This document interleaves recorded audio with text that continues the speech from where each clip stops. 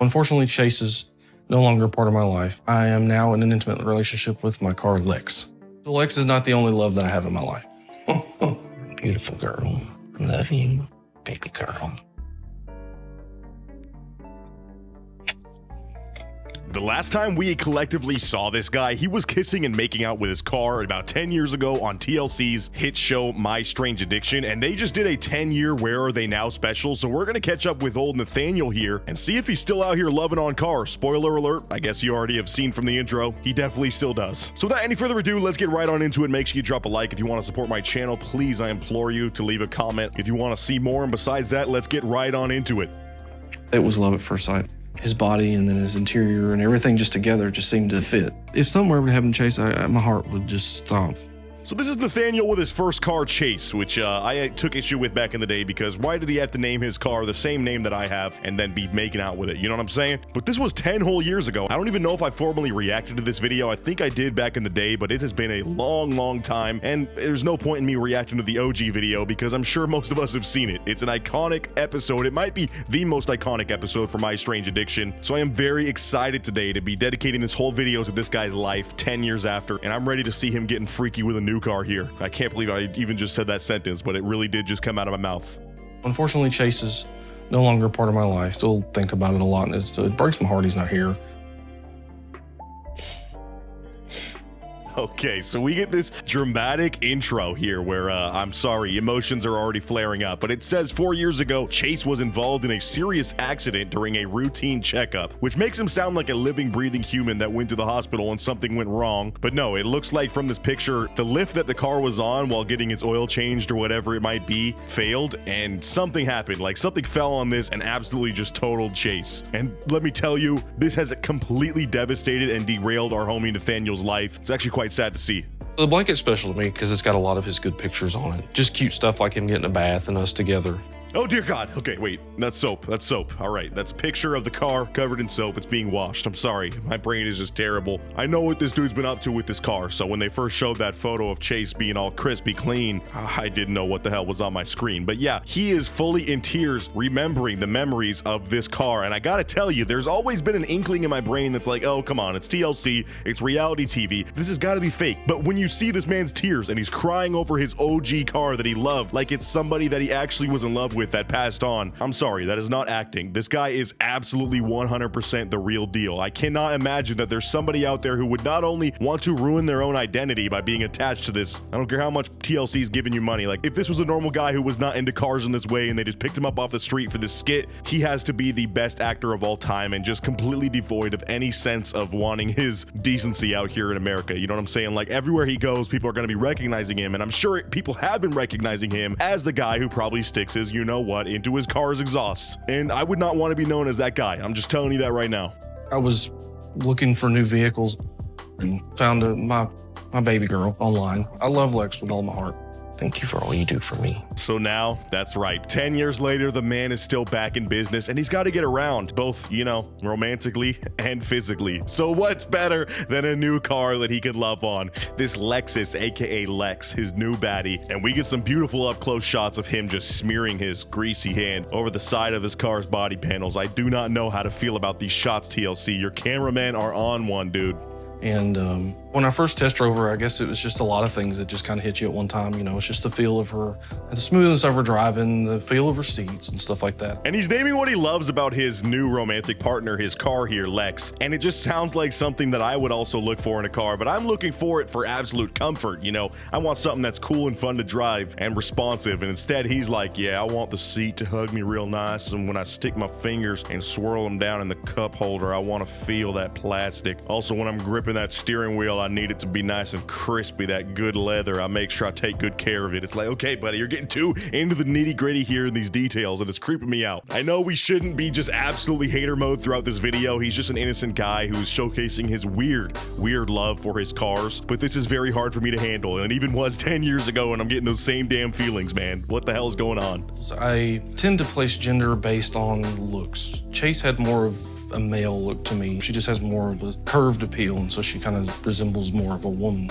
And he explains here that actually the cars do technically have a gender in his mind based on their looks. His last car chase was apparently very masculine. I don't know if I really got those vibes from it, but Lex here, I mean, just look at those headlights, the way she looks at you. If this was in a Cars universe, you know there would be some weird R34 type drawings of this thing. I'm telling you, bro, it's curvy. No, but for real, he says that the whole gender thing is just so that he can refer to them as, you know, he or she, but he doesn't really think of that meaning that he's straight or gay. He just is into cars, all right? So don't get it twisted. This man does not love other humans in any other way. If anything, he might even be asexual when it comes to like real physical relationships. But with cars, he's all over the place. He's down for anything as long as those body lines and those body panels look good. And as long as that engine hums, you know what I'm saying? Need that good vibration. Her taillights are pretty to me as well. She's got a cute butt to me, I think. I like how her taillights really look on her. My favorite thing is her interior. I just love her seats. Dude's just out here objectifying and touching this car. I mean, thank God it cannot respond because he is just manhandling it right now. Yeah, look at these nice taillights. Oh, that's plump. Sometimes I just take a picture of those taillights on and it just gets me going. I'm like, all right, dude, just sell me the damn car, please. Like, imagine buying an old car off this guy. I know he would never actually sell his cars. Most of them probably just get driven into the ground or, you know, destroyed, like Chase did. RIP, of course. But imagine that scenario. After this dude's been loving on a car for too long and he needs to upgrade, and he's selling it to you and describing all these features, and you're just slowly realizing like, wait, this is that damn dude from TLC. He's been banging this car. I need to be paying extra because I'm sure I'm gonna have to deep clean this thing to make sure every single surface of this car is not as sticky as he left it. Just can't imagine life without her. I'm gonna go ahead and give Lex a bath. I like to use warm water, and she likes it too. And damn it, this man takes care of his significant others, all right? Yes, I say multiple because we're actually gonna meet multiple other cars this dude owns. Apparently, he's pretty well off and has multiple vehicles, but Lex is his main boo thing. And right now, he's about to give her a bath. And of course, she only gets warm water. Not only does he enjoy the sensation of the warm water, but so does the car, apparently. Because yes, this inanimate object has feelings and emotions in this guy's brain, okay? Don't think too hard into it. Just live the experience with me for this, all right? Submerge yourself into the cringe here.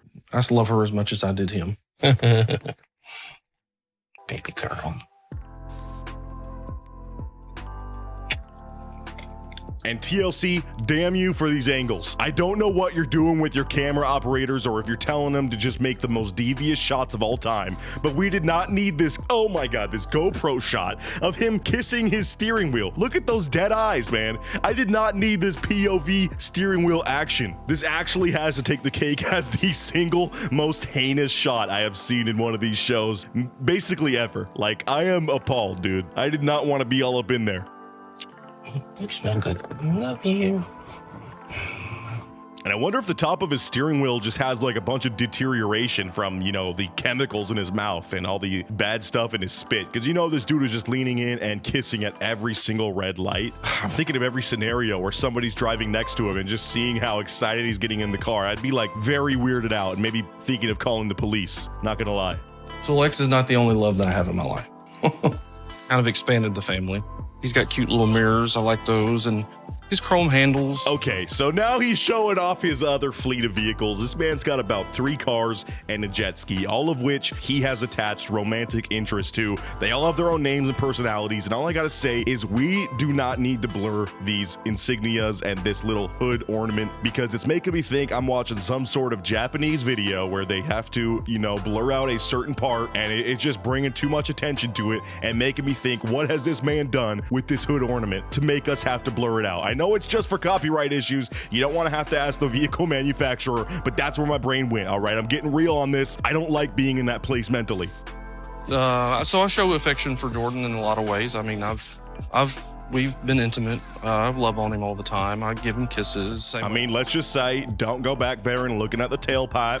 It might have some you know, leftover residuals there that maybe you should want to see. So if you do want to get around this car, make sure you stay in the front and just look at the front. Okay, that's all I'm gonna say. He's just kind of more manly, I guess you could say, since he's more of an SUV type. He's got a nice, cute butt too. I like his tail lights and everything. And hey, this is a guy that believes in love at all sizes. Because look at this. He's got this petite Lex over here. And then the big boy Tonka truck like he's Yeet whipping around in the big body, baby. Oh my God. You know that this dude has some fun over here. Cannot believe I'm saying this. But man, he has diversified his fleet of vehicles. And like I said, he's got to be pretty well off. I know none of these are brand new cars. And it is kind of foolish financially to have multiple cars if you got to be paying insurance on all of them. But dude's got a fleet out here, okay? okay? So when he wants to switch it up and he's in this beautiful, you know, I guess group relationship with all his cars, he can take anything out on any day that he wants, and that's just perfect for him, okay? So I think this dude's probably living happier than 99.9% of us watching, all right? As weird as it is.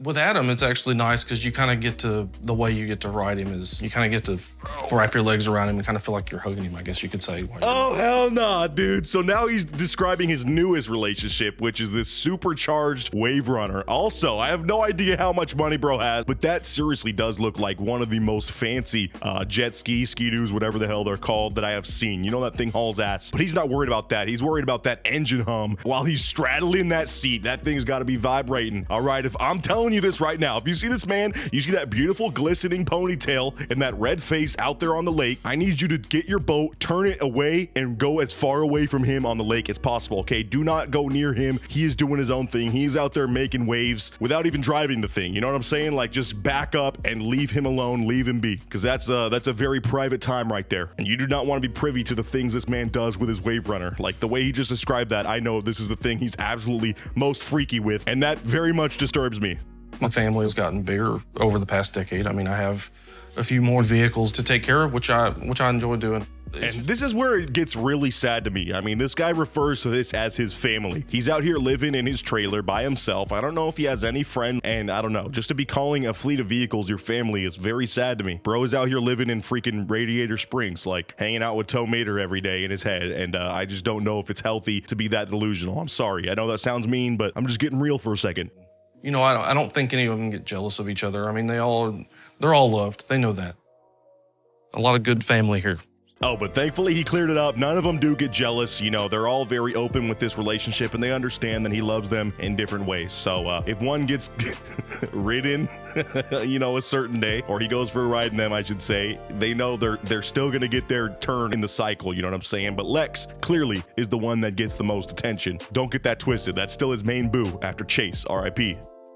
If something were ever to happen with Lex, my heart would just stop. I try to keep her up with the mechanic. I mean, I try to keep her as best as she can be. And while they're showing off these beautiful cinematic shots, I mean, I feel like I'm watching Moonlight right now. This is absolute cinematic gold and a feast for the eyes, I would say. Him caressing his car here with the beautiful lens flares. But he's talking about going to the mechanic, so that's how we're going to end this episode. He's actually going to take his car Lex in to go see if she's healthy, and I know it's probably a traumatic time for him because, yeah, last time that happened with Chase, things didn't go so well. I mean, I'm not going to show the pictures again for anybody who's still not over the shock of seeing what happened to poor Chase there, but just remember, he got destroyed.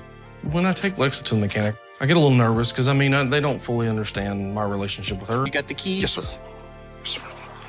And you know, wherever this dude's taking it, he is being the most watchful, intense person ever. They're like just confused at the dynamic going on here. He's probably staring through the shop door like, oh God, please be careful with her. Oh, careful with that bolt. She doesn't like being touched there. Oh, don't torque on that too much, please. Like, all right, dude, just simmer down. We're gonna get your oil changed, get you all sorted out, but I need you to hang out in the lobby and eat your damn popcorn, please. Also, bro, I don't know about you, but I would not let another dude lay his hands on my chick, all right? Especially if he's getting up there and rearranging her transmission like that. But maybe that's just me.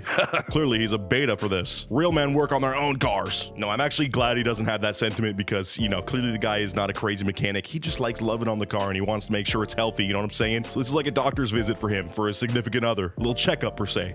Looks like you've been taking care of it pretty good. I think like you're doing a pretty good job. Thank you for that. Thank you. It's nice to hear that, you know, that they thought been taking good care of her. So that actually made me feel good. And to wrap this episode up, we get the man pulling out of the lot as he's just sweet talking in Lex's ear, assuring that he's always going to keep her safe and healthy. So I guess that does it for our 10-year update of our homie who is over here dating cars and loving on them in every which way. This episode was a lot, dude, but I gotta admit, I am so happy they did this 10-year special. I'm going to be reacting to almost every single one of them as long as I can stomach them. So if you want to see more of that, make sure you drop a like, as well as let me know what you thought down in the comments below. Shout out as always to my Patreon supporters holding it down over there, and let me know what other shows you'd like to see me react to. A lot of more videos coming on the way here in August. I'm planning on a lot of uploads, so hit the bell for notifications as well if you haven't already. Anyways, I'll catch you guys in the next video, and until next time, peace out.